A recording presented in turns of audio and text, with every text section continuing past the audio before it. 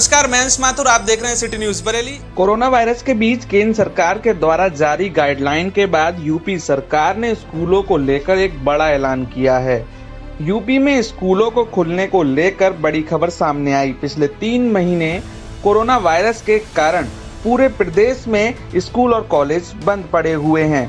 हालांकि 16 मार्च से ही इन स्कूलों में परीक्षाएं समाप्त होने के बाद इनको बंद कर दिया गया था। इन स्कूलों को लेकर केंद्र सरकार ने पिछले 29 जून को दिशा निर्देश जारी किए, लेकिन अब उत्तर प्रदेश सरकार ने भी गाइडलाइन जारी कर दी हैं। दरअसल केंद्र सरकार ने दिशा निर्देश जारी कर साफ कर दिया था कि स्कूल, कॉलेज समेत अन्य शिक्षण संस्था अब 31 जुलाई तक बंद रहेंगी।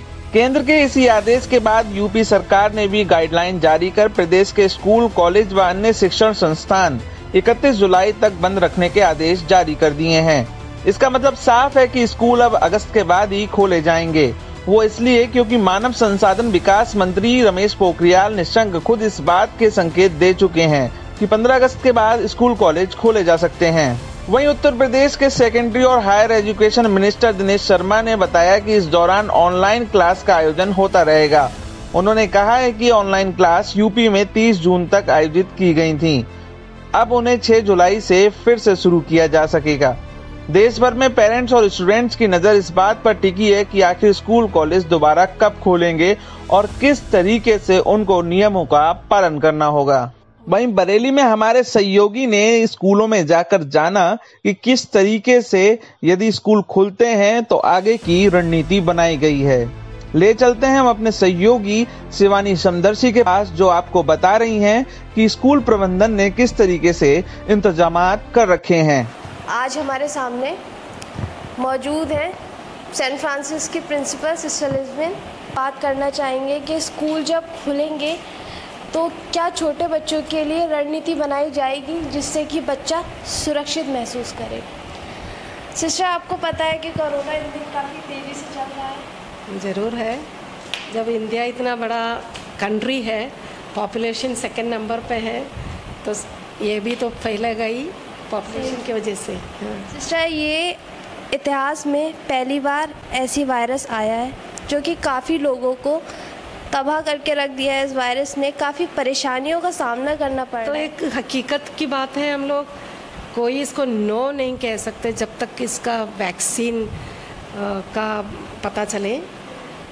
पर कभी कभी हम ये भी सोचते हैं कि इतनी छोटी सी कोरोना वायरस जो है वो पूरा दुनिया को हिला के रख दिया है। सिस्टर, आपने सही कहा।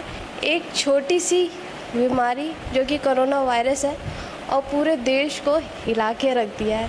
तो सिस्टर से कुछ चंद सवालात जानेंगे, क्योंकि दरअसल इन दिनों हमारे माता पिता काफ़ी परेशान हैं अपने बच्चों को लेकर कि अगर स्कूल खुलता है तो क्या क्या परेशानियों का सामना करना पड़ेगा बच्चों को। क्या बच्चे सुरक्षित रहेंगे?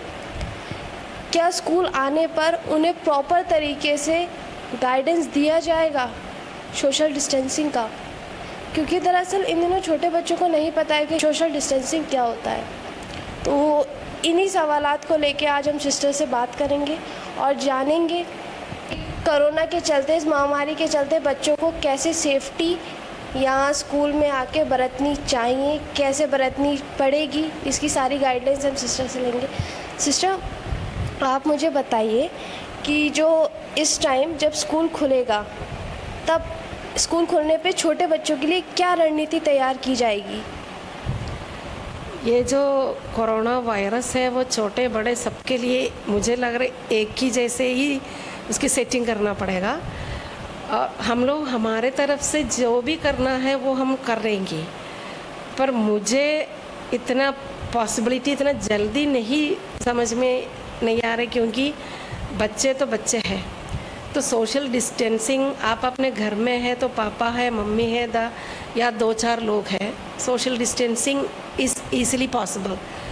पर स्कूल में है, अगर आप 50% को भी बुलाएं तब भी है काफ़ी बच्चे, और छोटे बच्चे को आप कितना भी डायरेक्ट करें उनको एक साथ आने में अच्छा लगेगा। वो social distancing I don't think इतना जल्दी फॉलो कर पाएंगे इंस्ट्रक्शंस को। पर हम लोग हमारे तरफ से पूरा जो भी करना है सब कर लेंगे। क्योंकि लाइफ फर्स्ट है, बाकी सब धीरे धीरे बन जाता है। तो सिस्टर ने भी बोला है कि छोटे बच्चे हैं और बड़े बच्चे दोनों में कोई फ़र्क नहीं है, क्योंकि छोटे बच्चों का सिस्टर का कहना है कि सोशल डिस्टेंसिंग को फॉलो करना बिल्कुल पॉसिबल नहीं है, क्योंकि इन दिनों भी आप देख सकते हैं कि जब छोटे बच्चे घर में होते हैं तो वो दादा के दादी के स्पेशली जाते हैं, गोद में बैठ जाते हैं, जो कि हम लोगों को पता है कि जो कोरोना है वो ज़्यादातर बुज़ुर्ग उनको ज़्यादातर संक्रमित कर रहा है, लेकिन फिर भी छोटे बच्चे जाते हैं उनकी गोद में बैठ जाते हैं। तो ये बात कहीं ना कहीं सच है कि स्कूल में आने के बाद में वो सोशल डिस्टेंसिंग को कैसे फॉलो करेंगे, और इस चीज़ को लेके हमारी सिस्टर भी हमारा साथ दे रही हैं कि हाँ ये सच है कि छोटे बच्चे सोशल डिस्टेंसिंग को फॉलो नहीं कर सकते। तो सिस्टर आप मुझे बताइए कि क्या स्कूल खुलने चाहिए छोटे बच्चों के लिए स्पेशली, क्योंकि बड़े बच्चे तो अधिकतर फॉलो कर लेते हैं कहीं ना कहीं और उनको हैंडल कर लिया जाता है, तो क्या छोटे बच्चों के लिए स्कूल खुलना ज़रूरी है या नहीं है, आप ये बताइए।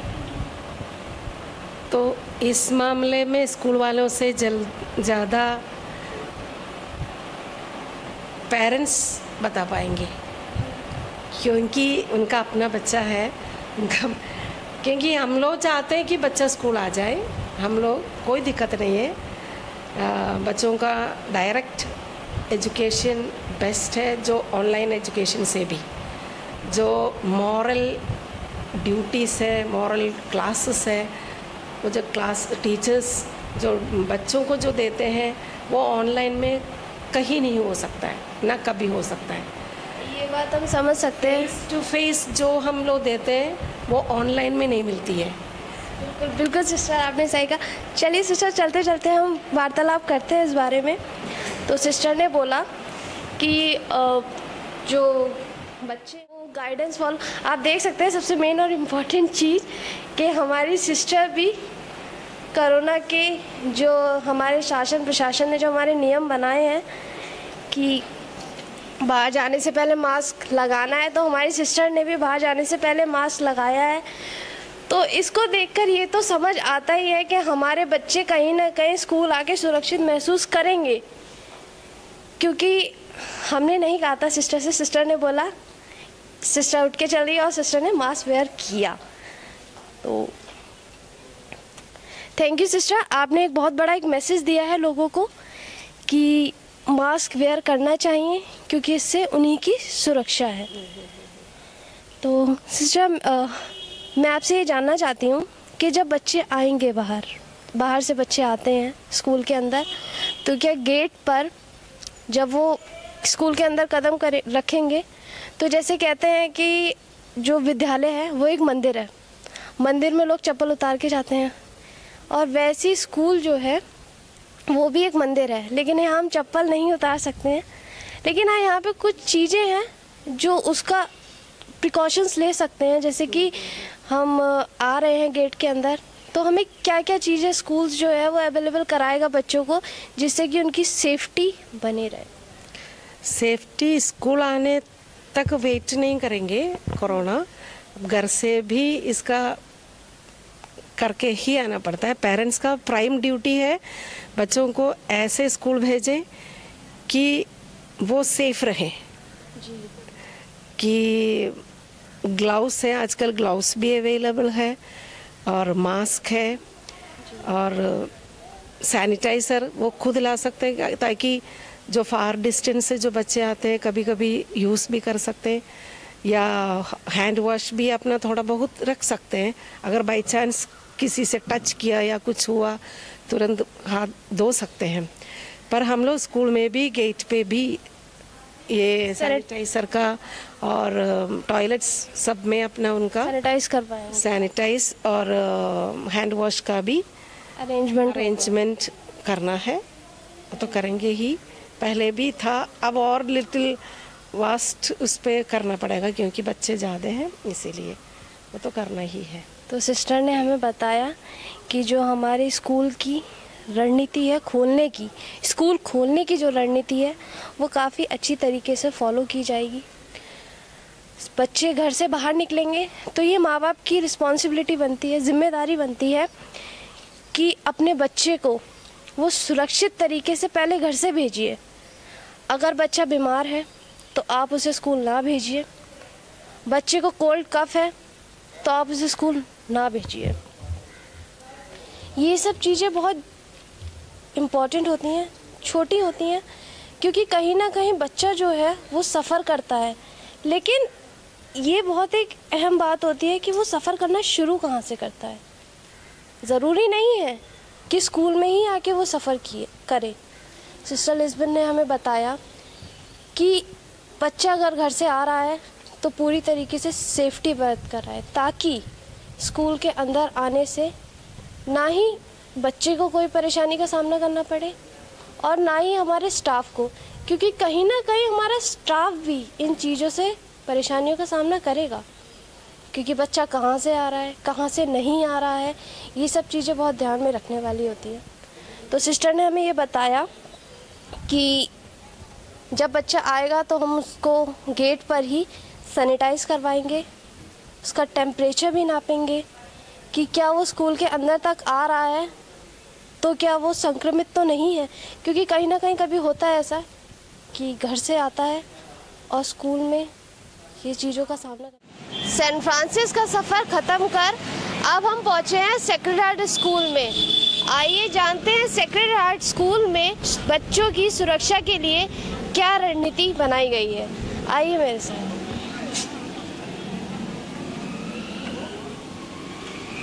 ये सेक्रेड हार्ट स्कूल है जहाँ पे बच्चे प्रेयर करते थे, लेकिन आज ये पूरी तरीके से यहाँ कोई बच्चा नहीं है, पूरा बंद है। आप देख सकते हैं क्लासेस बंद हैं, बसें खाली हैं, यहाँ पर सारी वैन्स खाली हैं।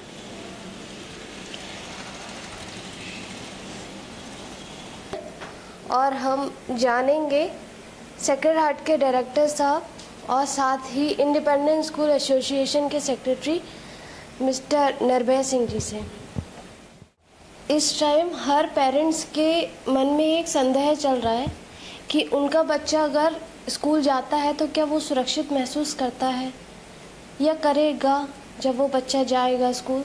तो उसके बारे में मैं आपसे जानना चाहूँगी, क्या सुरक्षा के ऊपर बच्चों की क्या रणनीति बनाई गई है। देखा जाए तो ऐसी कोई भी गाइडलाइंस सरकार की तरफ से नहीं आई हैं कि स्कूल कैसे रीओपन करेंगे हम, और बच्चे की सुरक्षा स्कूल वाले की टॉप प्रायोरिटी रहेगी कोरोना के समय में। और हम ये पूरी उम्मीद करेंगे हर पेरेंट से भी इसी विश्वास के साथ कि वो अपने बच्चे को स्कूल में स्वस्थ भेजेंगे। ऐसे कोई भी सिम्टम्स परिवार में किसी भी व्यक्ति को अगर आ रहे हैं तो वो सबसे पहले उनकी तरफ से स्टेप आएगा पेरेंट्स की तरफ से कि वो उस चीज़ को रोकें। अगर उनको ऐसा लगता है कि आज बच्चे को हल्का बहुत फीवर है तो बच्चे को घर पे रोकेंगे। इस तरह के कुछ हमें स्टेप्स लेने पड़ेंगे और ये सिर्फ एक उम्मीद रहेगी पेरेंट्स से। बाकी स्कूल्स को जो भी सरकार गाइडलाइंस देगी हर स्कूल उस चीज़ से बाउंड रहेगा और उसको फॉलो करेगा। बिल्कुल सही कहा सर कि पेरेंट्स की रिस्पॉन्सिबिलिटी भी कुछ होती है कि जब बच्चा स्कूल आता है तो पहले घर से ही वो सुरक्षित होकर स्कूल आए, ताकि और बच्चे इस परेशानी में इन्वॉल्व ना हो पाएँ और बच्चे भी सुरक्षित रहें। सर मेरा आपसे दूसरा सवाल ये है कि हर क्लास में कितने स्टूडेंट हैं आपके? गवर्नमेंट के हिसाब से 40 बच्चों की स्ट्रेंथ हर क्लास में बोली जाती है कि आपको 40 की स्ट्रेंथ रखनी है, पर छोटे स्कूल्स जो होते हैं वो अमूमन 30 की स्ट्रेंथ भी लेके चलते हैं, 25 की स्ट्रेंथ भी लेके चलते हैं, 20 की स्ट्रेंथ भी लेके चलते हैं। डिपेंड्स कि वो उनकी क्या नीति है, किस तरीके से वो बच्चों को पढ़ाई कराना चाहते हैं। गवर्नमेंट की तरफ से 40 बच्चा एक क्लासरूम में बिठाने का निर्देश है एज पर दी CBSE।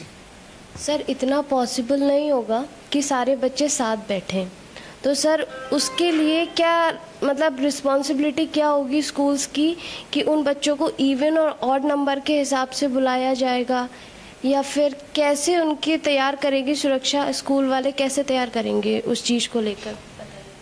अभी इस संबंध में बहुत जल्दबाजी होगी कुछ भी कहना। हालांकि मार्केट में इस तरह की रूमर्स उड़े हैं कि ऑड इवन भी चलाया जाएगा स्कूल, और इस तरह से काफ़ी चीज़ें सुनने को मिली हैं। पर गाइडलाइंस कुछ नहीं आई है। ये भी हो सकता है कि 25% बच्चा क्लास में बिठाया जाए, 40 की जगह 20 की जगह 10 बिठाए जाए, हो सकता है 5 बच्चे बिठाए जाएं, और स्कूल का टाइम भी कम करा जाए, सिर्फ ज़रूरत की चीज़ें ही जो है पढ़ाई जाएं। तो ये सारी चीज़ें हो सकता है ऐसी हों, स्पेक्यूलेशन है, कुछ कह नहीं सकते अभी। जब तक गाइडलाइन नहीं आती तब तक हम कुछ कह नहीं सकते इस चीज़ पर भी। जी, गाइडलाइंस जब तक नहीं आ सकती तब तक स्कूल्स अभी कुछ नहीं कह सकती है। सर, अभी इन दिनों हर पेरेंट्स ये सोच रहा है कि जब हमारा बच्चा स्कूल नहीं जा रहा है तो हमें फ़ीस नहीं देनी चाहिए। तो इससे बच्चों को क्या परेशानियों का सामना करना पड़ेगा? क्या बच्चों को निकाल दिया जाएगा स्कूल से? क्या परेशानियाँ आएंगी बच्चों की शिक्षा में? उत्तर प्रदेश शासन माननीय प्रमुख सचिव जी के द्वारा हमें ये आदेश किया गया है कि कोई भी स्कूल किसी भी बच्चे को उसकी पढ़ाई से वंचित नहीं करेगा। सभी स्कूलों में ऑनलाइन क्लासेस चलाई जाएंगी और किसी भी बच्चे का फीस ना जमा करने की वजह से, माँ बाप के द्वारा, अभिभावक के द्वारा फीस जमा ना करने की वजह से नाम नहीं काटा जाएगा और कोई भी स्कूल ऐसा काम नहीं करेगा। हम सब बाध्य हैं इस चीज़ को लेकर के और हम ना ही किसी बच्चे का नाम काटेंगे। रही बात स्कूल ना चलने की, पर क्योंकि ऑनलाइन पढ़ाई चल रही है तो मेरे हिसाब से एक्सपेंसेस जो हैं स्कूल के फिर भी चल रहे हैं, थोड़े बहुत जो भी चल रहे हैं, टीचर्स को लेकर के, मेंटेनेंस को लेकर के। स्कूल में बच्चा नहीं आ रहा पर स्कूल की मेंटेनेंस तो लगातार चल ही रही है। चीज़ों की एएमसी है, बिजली के बिल हैं, आदि बहुत सारी चीज़ें ऐसी जो अभी भी स्कूल को इनकर करनी पड़ रही हैं। परंतु पेरेंट की भी समस्या है इस समय, तो इसीलिए गवर्नमेंट ने आदेश किया है कि किसी भी पेरेंट को फीस के लिए विवश नहीं किया जाएगा, बाध्य नहीं किया जाएगा लॉकडाउन पीरियड के लिए। ऑनलाइन क्लासेस जारी हैं, पर पेरेंट को ये चीज़ समझनी पड़ेगी कि स्कूल सिर्फ ऑनलाइन क्लासेस तक सीमित नहीं है, ऑनलाइन स्कूलिंग भी चल रही है लगातार। स्कूल्स पूरी कोशिश कर रहे हैं कि बच्चों को एक्टिविटीज़ में इन्वॉल्व करें। बहुत सारी एक्टिविटीज़ स्कूल करवा रहा है, जैसे कि फैंसी ड्रेसेस कंपटीशन ऑनलाइन करवा दिए गए, चेस के कॉम्पिटिशन्स ऑनलाइन करवाए जा रहे हैं, बच्चों को टाई की नॉट बांधना सिखाना है और बच्चों को लेसेस बांधना सिखाना है। बहुत सारी एक्टिविटीज़ हैं जो स्कूल्स प्लान कर रहे हैं, करते हैं। कोलाज मेकिंग कंपटीशन है, पेरेंट्स से उनकी वीडियो मंगवाते हैं, कंपेयर किया जाता है और फर्स्ट सेकंड थर्ड रैंकिंग दी जाती है, कंसोलेशन प्राइज दिए जाते हैं। बहुत सारी चीज़ें हैं जो स्कूल वाले कर रहे हैं आज की तारीख में। सो ऑनलाइन क्लासेस एक डिफरेंट है चीज़, ऑनलाइन स्कूलिंग एक डिफरेंट है। हम लोगों का कंसंट्रेशन आज की तारीख में ऑनलाइन स्कूलिंग की तरफ है। ऑनलाइन क्लासेस तो चल रही हैं ऑलरेडी। पेरेंट को फीस जमा करनी चाहिए, जो सक्षम लोग हैं वो इस चीज़ को समझें और फीस जमा करें। हाँ, सक्षम जो लोग हैं जो फीस जमा कर सकते हैं, कई सारे लोग हैं जो सरकारी ऑफिस में हैं, ड्यूटी करते हैं, सरकारी एम्प्लॉयज़ हैं, वो लोग फीस जमा करें, क्योंकि जब तक वो लोग फीस जमा नहीं करेंगे तो ये एक साइकिल है, ये साइकिल मूव नहीं करेगी। इस तरीके से कम उन लोगों का भार स्कूल उठा पाएगा जो सक्षम नहीं है, उनके बच्चों को भी पढ़ाने में आसानी होगी। कई स्कूल्स ऐसे हैं जो जिनके पास फीस नहीं आई, उन्होंने अपने टीचर्स को सैलरी नहीं दे पाए, तो कहीं ना कहीं ऑनलाइन क्लासेस भी रोक दी गई या एफर्ट्स कम हो गए, तो वो बच्चे की जो लर्निंग साइकिल है वो कहीं ना कहीं हैम्पर हो चुकी है। फीस अगर माँ बाप जमा नहीं करेंगे तो कहीं ना कहीं देखा जाए तो ऑनलाइन क्लासेस में एफर्ट्स कम हो जाएंगे, क्योंकि टीचर जो है उसको मोटिवेशन नहीं मिल पाएगा, सैलरी नहीं मिल पाएगी। पर फिर भी टीचर्स को सलाम करते हैं हम कि इतनी सारी परेशानियों के बावजूद जो है वो इस चीज़ में लगे हुए हैं और स्कूल्स भी लगे ना देने के बावजूद भी हमारा स्कूल जो है वो बच्चों की शिक्षा को महत्व देकर बच्चों को नहीं निकालेंगे स्कूल से। भी इन दिनों काफ़ी अफवाहें उड़ रही हैं, पेरेंट्स लोग कह रहे हैं, पेरेंट्स और बच्चे दोनों ही आपस में बात करते हैं कि हम स्कूल नहीं जाएंगे क्योंकि हमें ऐसे ही प्रमोट कर दिया जाएगा। तो ये बात कहाँ तक सच है? क्या उन्हें प्रमोट कर दिया जाएगा नेक्स्ट क्लास में बिना एग्जाम्स दिए? देखिए, प्रावधान तो आरटी एक्ट में ये भी है कि किसी भी बच्चे को 8वीं क्लास तक फेल नहीं किया जाएगा, सभी को पास किया जाएगा। अभी इसमें गवर्नमेंट ने चेंजेस भी करे हैं कि ना कोई नीति जरूर लेके आएगी। काफ़ी स्कूल्स ऑनलाइन एग्ज़ाम्स भी करा रहे हैं, ऑनलाइन असेसमेंट करवा रहे हैं, जैसे कि गूगल फॉर्म्स की मदद लेकर के मल्टीपल चॉइस क्वेश्चंस बनाए जा रहे हैं और उनसे असेसमेंट किया जा रहा है। तो असेसमेंट अगर होगा तो मेरे हिसाब से प्रमोशन करने में हमें आसानी होगी, हमें दिक्कत नहीं होगी। परंतु असेसमेंट एग्ज़ाम्स होंगे ही होंगे, ऑनलाइन ऑप्शंस अवेलेबल हैं उस चीज़ के। तो अगर कोई भी बच्चा इस चीज़ को ये सोच रहा है कि स्कूल वाले पढ़ा नहीं सकते, एग्ज़ाम नहीं ले सकते, या माँ बाप ये सोच रहे हैं कि हमारे बच्चे की टेस्टिंग नहीं हो पाएगी, तो ऐसा नहीं है। ऑनलाइन टेस्टिंग के भी प्रावधान हैं और काफ़ी स्कूलों ने अभी समर वेकेशन से पहले भी रिवीजन टेस्ट भी करवाए हैं और क्लास टेस्ट भी लिए हैं ऑनलाइन। गूगल फॉर्म्स की मदद से बहुत सारी 1-on-1 इंटरव्यू करके भी ओरल एग्जाम्स भी लिए हैं। टीचर्स ने बहुत मेहनत करी इस चीज़ को करने के लिए, एंड वंस अगेन टीचर्स को मैं धन्यवाद करूंगा सभी स्कूल्स की तरफ से। जी सर, हम भी आप लोगों को काफ़ी धन्यवाद देना चाहते हैं, क्योंकि आज आप लोगों की वजह से ही हमारा जो शिक्षा है वो आगे बढ़ रही है। ये सभी बोलते हैं और ये सच भी है कि जो एक स्कूल है वो एक शिक्षा का मंदिर है और आप उसमें एक भगवान की जैसे काम करते हैं। भगवान में क्या संदेश देना चाहेंगे सुरक्षा को लेकर? मैं अपने बरेली के, अपने हिंदुस्तान के, विश्व के सभी बच्चों को ये संदेश देना चाहूँगा कि कोरोना से डरे नहीं हम, और हम अपनी पढ़ाई जारी रखें। हमारे कॉम्पिटिशन्स उसी लेवल के रहेंगे अभी भी। अगर मैं भारत के बच्चों की बात करूंगा तो हमारे बच्चे उसी लेवल पे कंपटीशन करेंगे विश्व के अन्य बच्चों से, और इसको एक अपॉर्चुनिटी मान के चलें हमारे बच्चे कि अब उन्हें घर में रह कर के ज़्यादा समय मिलेगा पढ़ाई करने के लिए, चीज़ों को सीखने के लिए, और इस चीज़ का फ़ायदा उठाएं, पूरी तैयारी करें। जैसे ही ये चीज़ हटेगी तो हमें दुगनी ताकत के साथ इस चीज़ पे अपनी पढ़ाई पर लड़ना पड़ेगा, अपनी पढ़ाई को पाना पड़ेगा, क्योंकि कॉम्पिटिशन्स वही रहेंगे। एनडीए का एग्ज़ाम भी वही रहेगा, नीट, जेई, सब चीज़ों के एग्ज़ाम्स वैसे ही चलेंगे। कंपटीशन का लेवल कहीं कम नहीं होगा और बढ़ेगा ही। तो बच्चे इस चीज़ को ये ना सोचें कि आसान हो गया है, कंपटीशन बढ़ गया है, और हमारे बच्चे इस चीज़ को भांप लें और आगे बढ़ें, मौका उठाएं इस चीज़ का।